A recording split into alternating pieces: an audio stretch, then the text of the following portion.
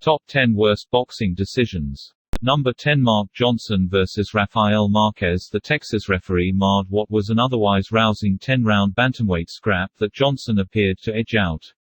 In fact, the former flyweight and 115-pound titleholder was originally announced the winner of the bout, but the official scorecard tallies were recounted and the veteran wound up losing a split decision to Marquez. The judges, who ultimately scored the bout 96-91, 94-93, 93-94, were not kind to Johnson, but they wouldn't have been able to take the fight from the DC native had Gonzalez not penalized him points for holding in the 9th and for holding and hitting in the 10th round.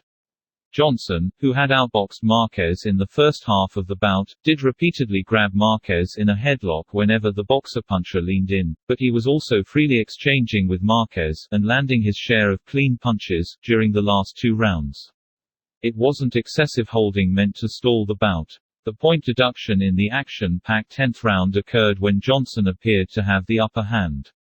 Gonzalez's over-officious refereeing was a disservice to Johnson, who had won 40 consecutive bouts after losing his pro debut by, what else, a controversial decision, coming into the showdown with the future bantamweight titleholder. 9 Lucas Mathis vs. Vivian Harris. Quick stoppages are a part of boxing, but there was no excusing Huerta's premature halt to this junior welterweight crossroads bout. Thanks to his inexplicable actions, Mathis was credited with a 4th round that he did not earn. Huerta stepped between the fighters and forcibly removed Harris's mouthpiece after Mathis landed one clean right hand with 22 seconds left in the round.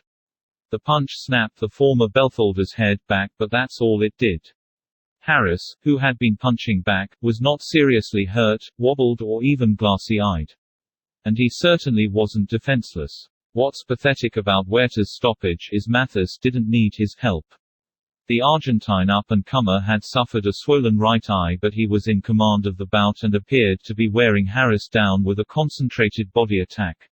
Huerta not only robbed Harris of a fighting chance in the fight, he probably prevented Mathis from scoring a legitimate stoppage. 8. Sergio Martinez vs. Kermit Kintron. Santor robbed Martinez of a clear knockout in the 6th round of the 12-round junior middleweight match and helped the judges, who scored HBO televised bout a majority draw, steal a deserved decision victory from the future middleweight champ. Santor docked Martinez a point for a rabbit punch in the 12th round, which led to 2 113-113 scorecards that otherwise would have had the Argentine veteran winning by 1 point. There was no reason to penalize Martinez. The back of Kintron's head was grazed as he was ducking down and pushing it into Martinez's chest.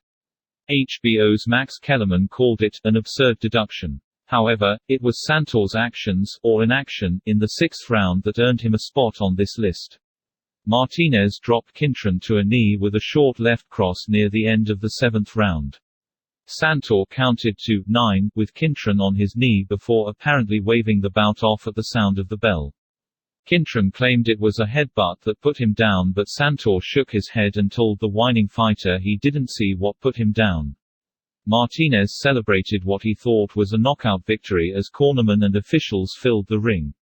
But just when it looked like the fight was over, everybody left the ring and Santor motioned for the fighters to resume the fight with the start of the 8th round. Santor later said that Kintron had beat his count, but it sure looked as though the fighter convinced the referee to change his call. 7. Yuri Foreman vs. Miguel Cotto. Foreman was stopped with a body shot early in the 9th round, but he fought the 8th and most of the 7th with torn meniscus and stretching ligaments that needed surgery after the HBO televised fight. Foreman, who wears a brace on his right knee from a previous biking injury, wanted to continue fighting after the knee gave out in early the 7th. The fight should have been stopped despite Foreman's courage, but it continued because of Merkant's misplaced sense of honor. He told Foreman to "walk it off, champ," and "suck it up, kid," after the knee first gave out. Perhaps that was okay, he was giving the titleholder a chance to show that he could handle the adversity. But when Foreman's knee gave out a second time midway through the 7th, Mercante should have seriously considered stopping the bout or at the very least paused the action and called in a ringside physician to examine the fighter. He didn't. He let a crippled fighter exchange hard punches with Cotto for the rest of the round. Mercante had two clear opportunities to stop the fight in the 8th, when Foreman's knee locked up without him falling down and when the fighter's corner threw in the towel, but he let it go, tossing everyone who had assumed the bout was over out of the ring. "Everybody out," Mercante yelled to the officials and corner men who flooded the ring after the towel was tossed in. "I don't want to see you lose like that," he told Foreman. Mercante, who ignored Foreman's corner and members of the New York Commission by literally forcing the bout to continue, had forgotten that his job is to protect a fighter's health, not his honor. 6. Humberto Soto vs. Francisco Lorenzo. Cortez's catchphrase is that he's fair but firm. He was neither in this bout for the vacant WBC 130-pound title on the David Diaz-Manny Pacquiao undercard, which Lorenzo won via bizarre and undeserving fourth-round disqualification after the Hall of Fame referee ruled that Soto intentionally hit the Dominican veteran while he was down. Soto was in firm command over the first 3 rounds and appeared to be on his way to a fourth-round stoppage after he scored a knockdown. Lorenzo got up and backpedaled away from Soto as the Mexican closed in for the kill.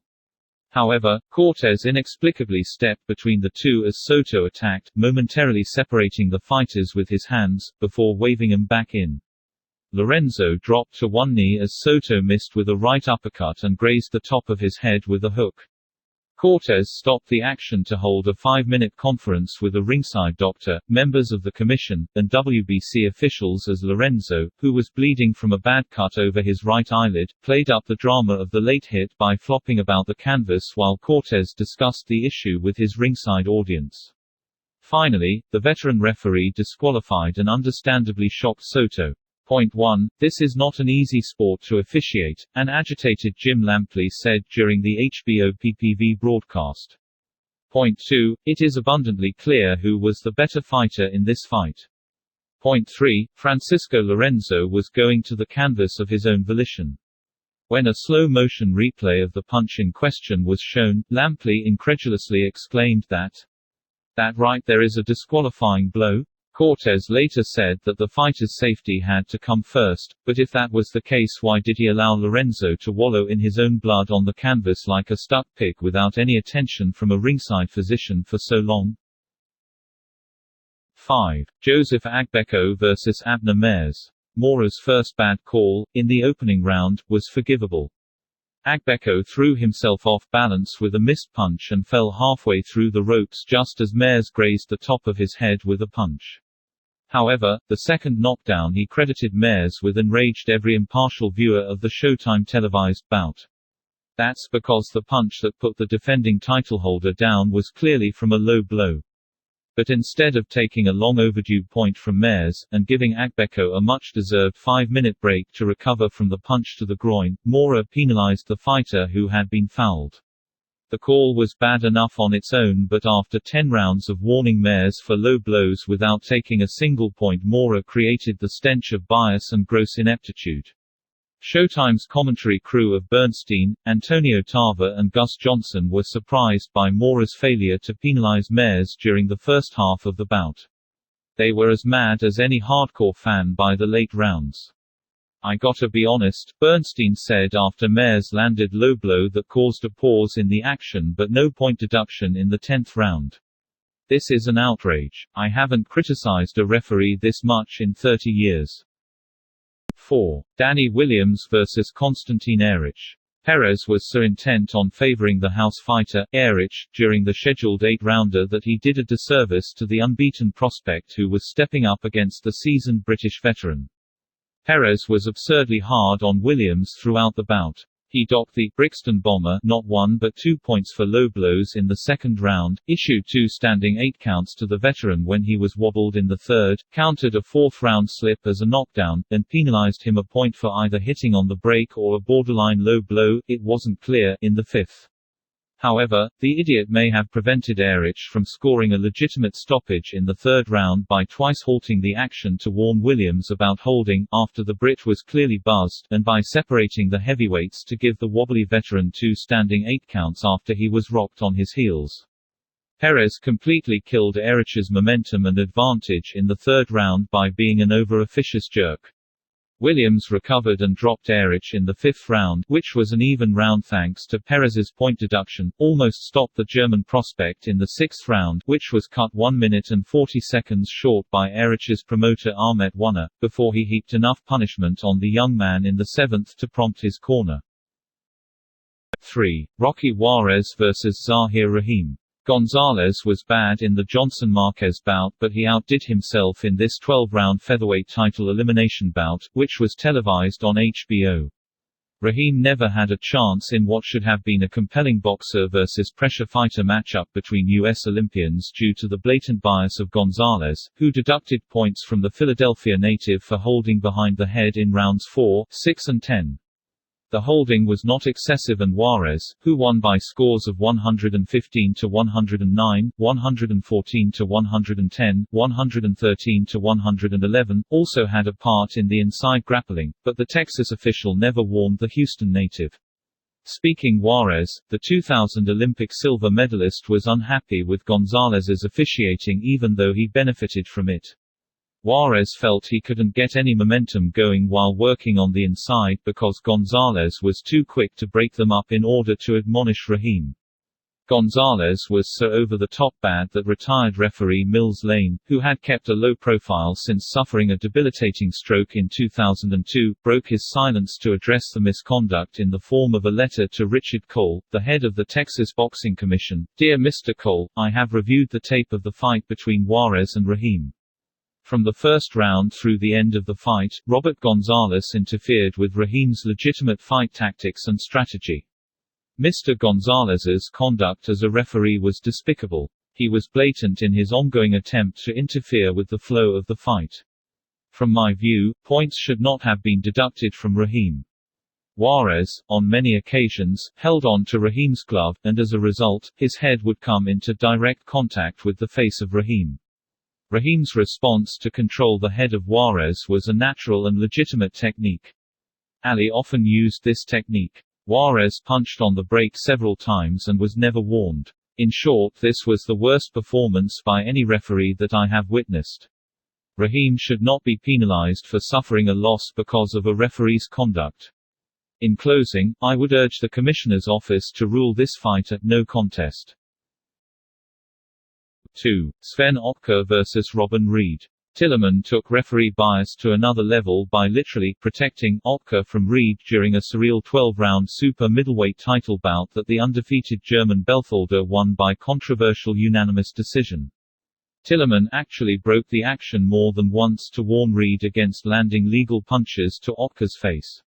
"You can't make this stuff up, folks." Tillerman repeatedly admonished the former Beltholder from Britain for headbutts even though it was Ottker who continually lunged in with his head. Ottker's strategy in the fight consisted of flicking out a light jab, grabbing Reed in a headlock and waiting for Tillerman to break them up.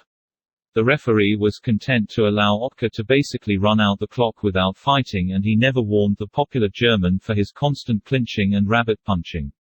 After failing to count what appeared to be a knockdown scored by Reed early in the sixth, British commentator, and former pro boxer, Duck McKenzie stated, "This is the worst bit of refereeing I've seen in all my years in boxing, which is 17 years complete." And then, as if on cue, Tillerman penalized Reed a point for a headbutt that was initiated by Ottker, who literally dived into the Brit. Ottker, who retired undefeated one fight after the bout with Reed, won by scores of 115 to 113, 115 to 113 and 117 to 112, a decision that irks British fans to this day.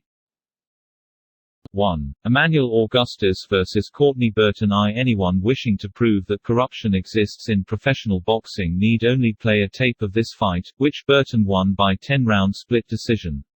"It's the most egregious example of biased officiating I've seen," said Joe Tessitore, who called the fight on ESPN2 along with broadcast partner Teddy Atlas. "The judging was atrocious that night, but referee Dan Kelly was so bad that you had to wonder, is this guy on the take? Is he creating his own rules just to penalize Augustus? It certainly appeared so." Kelly was on Augustus' case for the flamboyant journeyman's usual showboating. The Michigan referee repeatedly broke into the action to warn Augustus for inconsequential antics. However, while Augustus did his share of hot dogging, he also outworked, outlanded and outclassed Burton, who was dropped to his knees by a legal body shot in the fourth round. But Kelly called the beltline punch at low blow, preventing Augustus from scoring a knockdown and giving the Michigan resident extra time to recover from the body shot. Burton was guilty of rabbit punches and kidney shots in the late rounds of the bout, but was never warned by Kelly, who docked a point from Augustus just for spinning out of a clinch in the ninth round. The official had the audacity to bark at Tessitore between rounds when the commentator asked why he penalized Augustus. It was Atlas' turn to bark after the decision for Burton was announced. "This guy Augustus acted like a clown tonight, but he also acted like a fighter, he also fought like a fighter and he won this damn fight," yelled Atlas, who scored the bout 97-92 for Augustus. "This what's wrong with boxing. This is what chases our great fans from this great sport." The public outcry from the controversy prompted an investigation of Michigan's boxing commission. Although the official decision was not overturned, Kelly has not refereed a major bout since the fight. "I think they fired the entire commission after that fight," Tessitore said. 6 months later, there was a new commission in place.